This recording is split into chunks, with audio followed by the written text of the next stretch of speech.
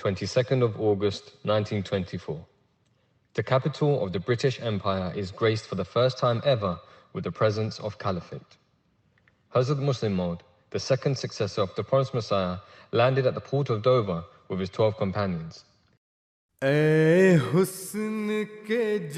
name is Mudabbir Khalid. I'm a 29-year-old financial analyst and I'm on a journey to discover the life of the Promised Son. Along the way, I'll be meeting experts, tracing footsteps and exploring this significant era in my community.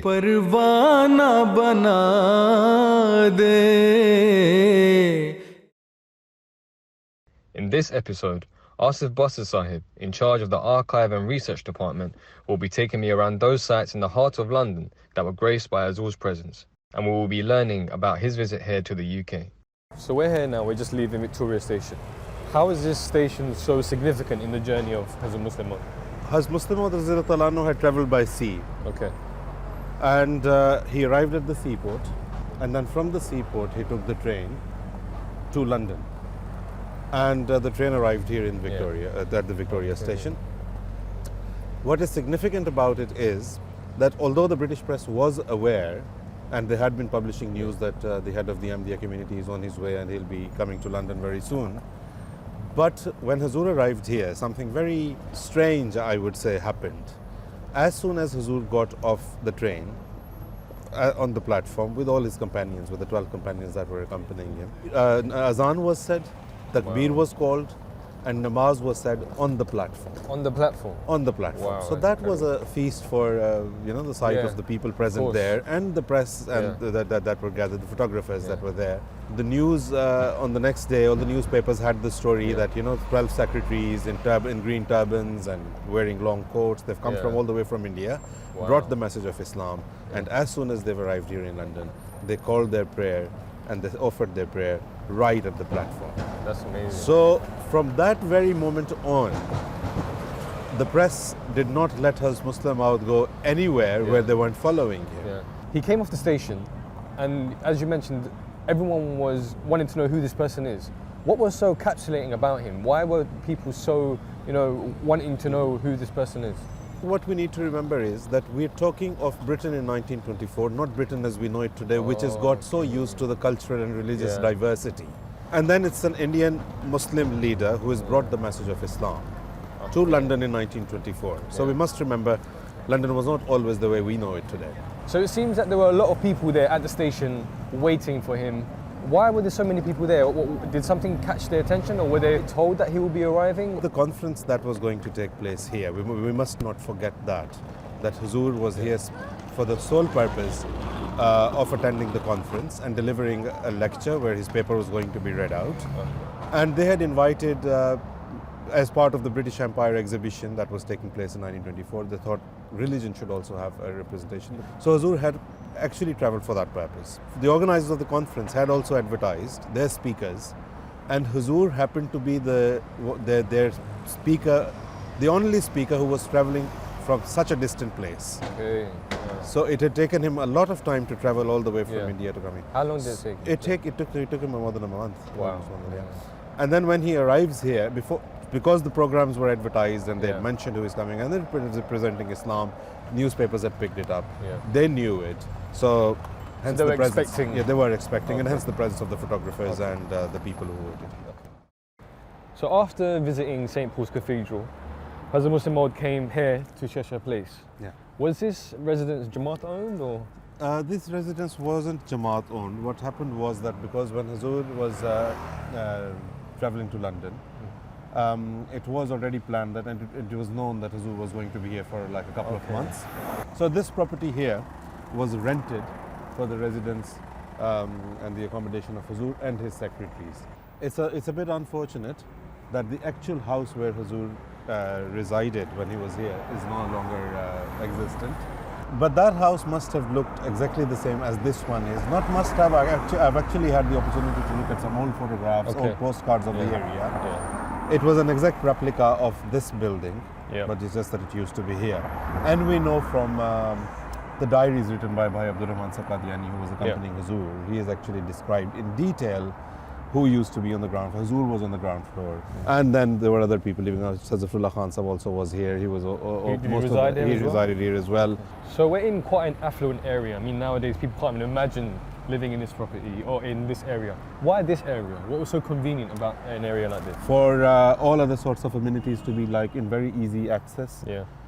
For the press to be able to come, because Hazur invited the press at times, and when reporters themselves even wanted to come and approach and see Hazur, this was the place where they came and saw Hazur, and the interviews were recorded and photographs taken. Yeah. And the other important thing is that while Hazur was here in Chesham Place, the number 6 Chesham Place, Hazur said, I want to call a shura. I want all the missionaries that are here and all the people accompanying me to come and assemble here, because I want to hold a shura.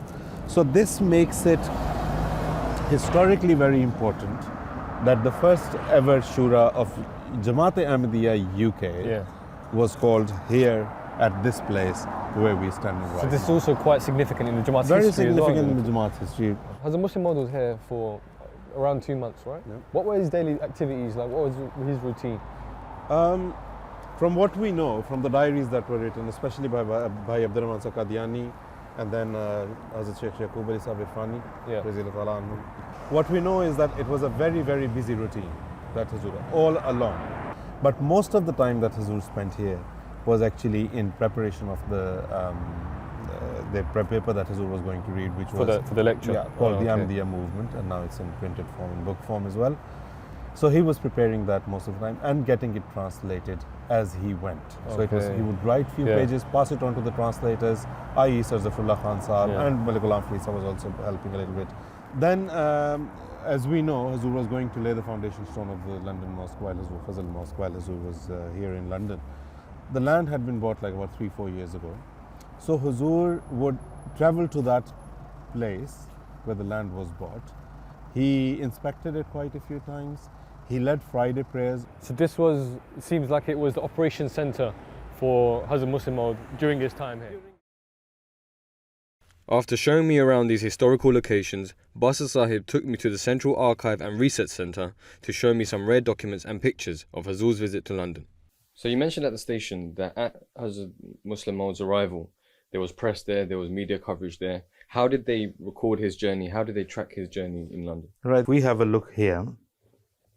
We can see that newspapers were covering not only his arrival, but also publishing photographs of Hazrat Musleh Maud Radhiyallahu Ta'ala Anhu.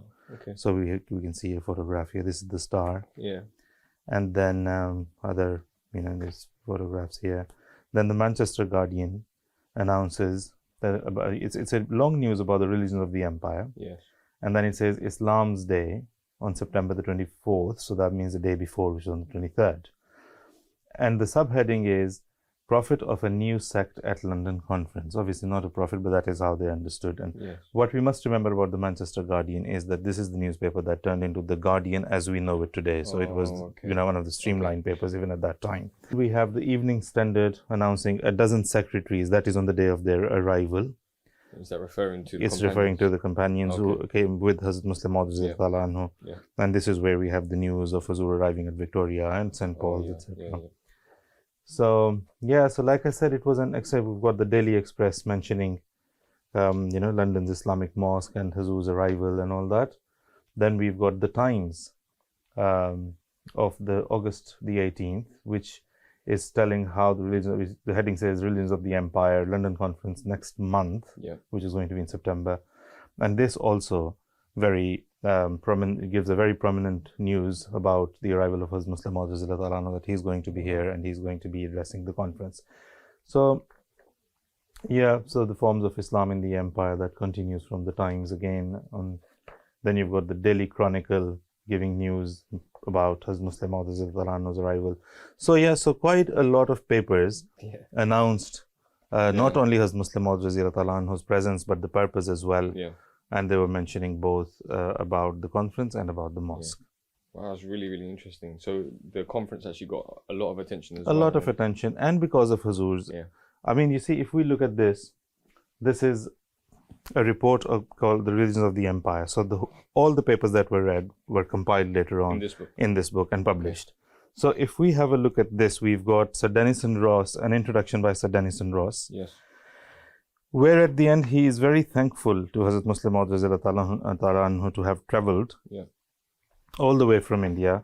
We've got another note by the editor, which is the William Loftus Hare. So all of them mentioned that had it not been for the participation of Hazrat Musleh Maud anhu, the conference might not have had the level of coverage that it actually received because of Huzoor's presence. Wow. Okay. So it worked both ways. You know, the conference got publicity, but the attention was actually more focused on Hazrat Musleh Maud radhiyallahu ta'ala. Another very interesting point that Sir Denison Ross mentions, and Sir Francis Young Husband as well, in their comments and in the preface and the introduction of the book, is that the paper, when the session where the paper by Hazrat Musleh Maud radhiyallahu ta'ala anhu was read out, was the one with the most attendance throughout the conference. Wow. And it was jam-packed. And people were really, really attentive, despite the fact that the paper was very, lengthy.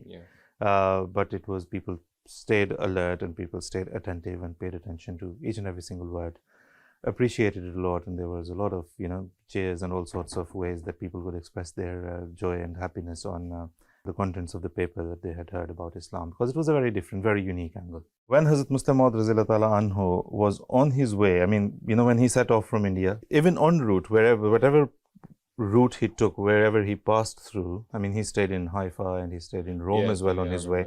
So when he was in Rome, this newspaper called the La Tribuna, they approached Hazrat Musleh Maud, published an interview and published this photograph, which is a never before seen photograph.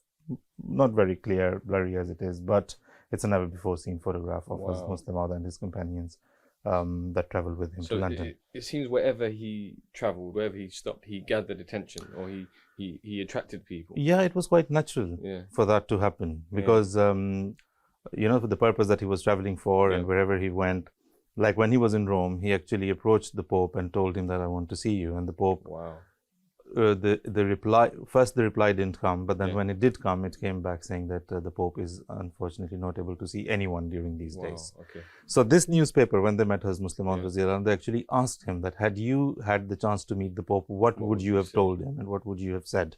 And Hazrat Musleh Maud said that obviously I would have spoken to him about the message of Islam.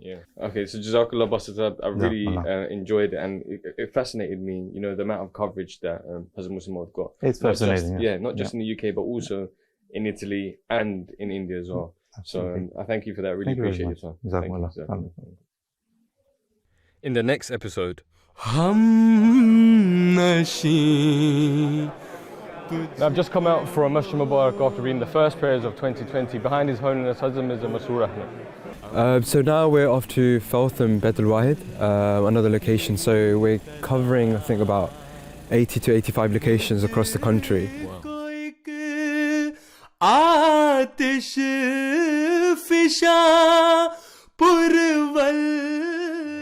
Hazrat Musleh Maud radhiyallahu ta'ala, and of course the greatest source of his learning wasn't books, it was Allah's knowledge that Allah gave him directly. But of course he read books and he was very well read.